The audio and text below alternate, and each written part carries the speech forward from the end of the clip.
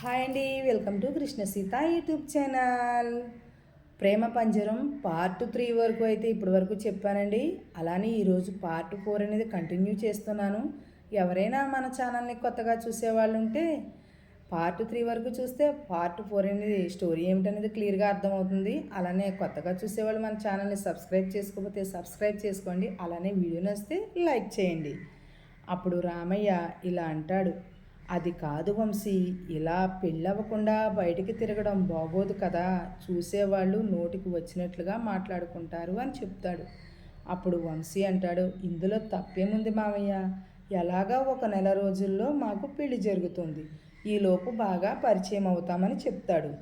అప్పుడు మధు అంటాడు, అదేంటి బాబాయ్ అలా అంటావు, మా ఫ్రెండ్ చాలా మంచోడు, మీ అమ్మాయిని తన ప్రాణం కంటే ఎక్కువగా ప్రేమిస్తున్నాడు, చాలా బాగా చూసుకుంటాడు అని చెప్తాడు.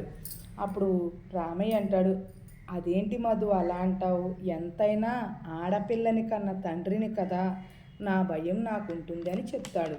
అప్పుడు మధు అంటాడు, మీరేమీ అంతలా భయపడవలసిన పని లేదు బాబాయ్, భయం ఏమీ పెట్టుకోవద్దు, నా ఫ్రెండ్ అని చెప్పడం కాదు కానీ ఎంతమంది అమ్మాయిలు క్యూ కట్టినా కన్నెత్తి కూడా చూడలేదు, అంత మంచివాడు నా ఫ్రెండు, నేను ఇంతలా ఎందుకు చెప్తున్నానో మీరే అర్థం చేసుకోండి అని చెప్తాడు. అప్పుడు రామయ్య అంటాడు, సరే బాబు, వెన్నెల్ని మీ ఫ్రెండ్తో పంపిస్తా, మీరేమీ తప్పుగా అపార్థం చేసుకోకండి, పెళ్ళి అయిన తర్వాత వాళ్ళు ఎలా తిరిగినా ఎవ్వరికీ అభ్యంతరం ఉండదు, కానీ పెళ్ళికి ముందు తిరిగితే లోకం కాకుల్లాంటిది, ఏదో ఒకటి అంటూనే ఉంటుంది కదా, అందుకనే మీతో అలా మాట్లాడాను అని చెప్తాడు.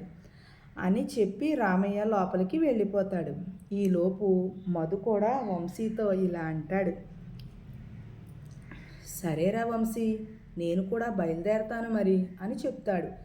అప్పుడు మధు వంశీని ఇలా అంటాడు, ఇప్పుడు నీకు హ్యాపీనే కదా అంటాడు.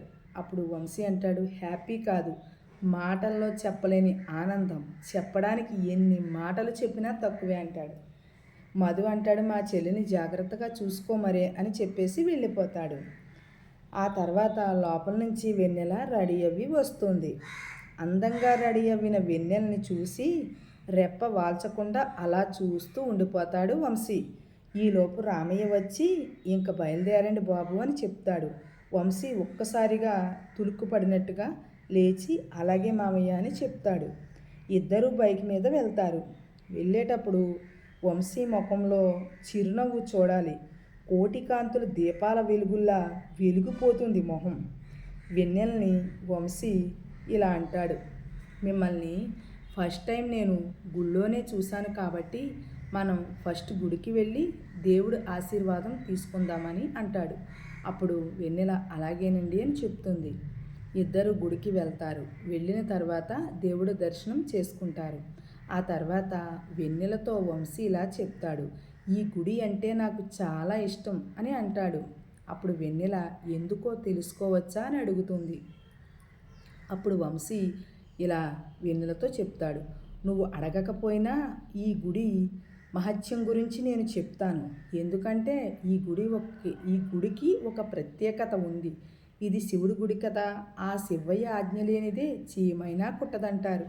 ఫస్ట్ టైం ఈ గుడిలోనే నిన్ను నేను చూశాను, నిన్ను నేను మనస్ఫూర్తిగా ఇష్టపడ్డాను, ఎలాగైనా నువ్వు మళ్ళీ నాకు కనిపించేలా చెయ్యమని వేడుకున్నాను, నా జీవితంలో నువ్వే నాకు భార్యగా రావాలని నమ్మకంగా మొక్కుకున్నాను, మనం చేసేది ఏదైనా నమ్మకంతో చేస్తే తీరుతుందని ఒక నమ్మకం నాకు, పక్కనే ఉన్న అమ్మవారి గుడి దగ్గర చెట్టుకి కూడా ఒక ముడుపు కట్టాను, నా కోరిక తీరబోతుంది.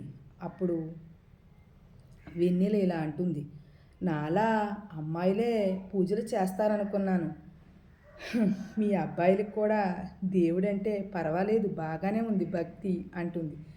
అప్పుడు వంశీ అంటాడు, మీ అమ్మాయిలకైనా అందమైన మంచి భర్తలు రావాలని కోరుకోవడం, మాకు మాత్రం ఉండవా కోరికలు ఆశలు, మేము కోరుకుంటాం మంచి అమ్మాయి భార్యగా రావాలని.